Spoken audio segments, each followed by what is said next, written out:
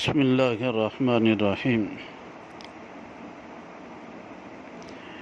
ان الحمد للہ وان العظمۃ للہ وان الکبریاء للہ والصلاة والسلام علی محمد رسول اللہ صلی اللہ علیہ وسلم اما بعد۔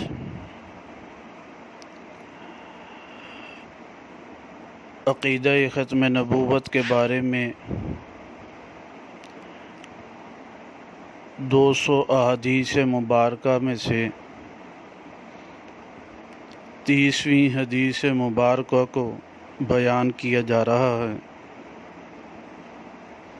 یہ حدیث مبارکہ المسند للامام احمد بن محمد بن حنبل رحمہ اللہ کی کتاب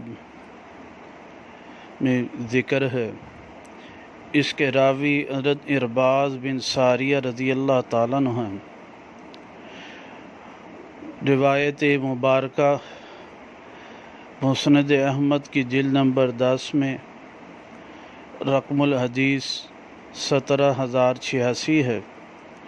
الفاظ یہ ہیں: ارباز بن ساریہ قال سمعت رسول اللہ صلی اللہ علیہ وسلم یقول انی عبد اللہ خاتم النبیین،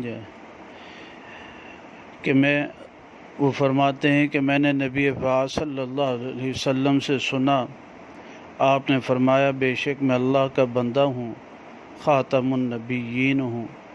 اللہ سبحانہ وتعالی عقیدہ ختم نبوت کی پاسداری کی توفیق نصیب فرمائے۔